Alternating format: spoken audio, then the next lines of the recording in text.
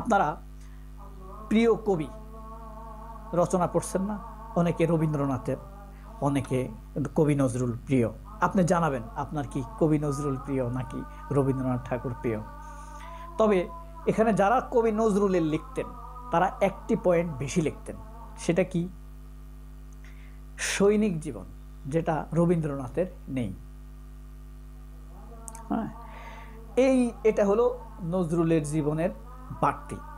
রবীন্দ্রনাথের রচনায় যদি কেউ 7টি পয়েন্ট লিখত, নজরুলের জন্য লিখতে হতো 8টি পয়েন্ট।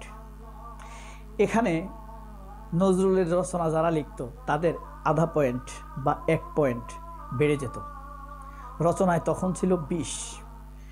তো রবীন্দ্রনাথের রচনা লেখে যদি নির্ভুল বানান নিয়ে কেউ লিখতে পারত, তাহলে সে দেখা গেছে 20-এ 17, 18 সুন্দর করে লিখলে পেয়ে যেত। খুব সুন্দরভাবে নজরুলের রচনা লিখলে সে 19 পেয়ে যেত। বা নজরুলের যদি ভালোভাবে লিখলে, বিভিন্ন টিচারের তো নাম্বার দেওয়ার ক্যাটাগরি এক এক রকম, এক এক টিচার এক এক রকম, কেউ কষাস, কেউ উদার।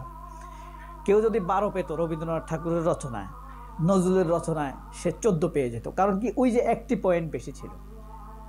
তখন শিক্ষকদের অভ্যাস ছিল পয়েন্ট গণে নাম্বার দেওয়া। তুমি 7 পয়েন্ট লিখছ, 7টা পয়েন্ট 14 নাম্বার। নজরুলের জন্য সৈনিক জীবন 1টা পয়েন্ট বেশি, 8টা পয়েন্ট 16 নাম্বার, এভাবে হতো।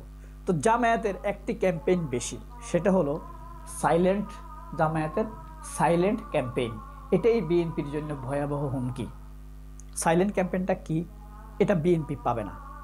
নজরুলের ওই পয়েন্ট যেমন রবীন্দ্রনাথ কখনো পাবে না। সৈনিক জীবন পৃথিবীতে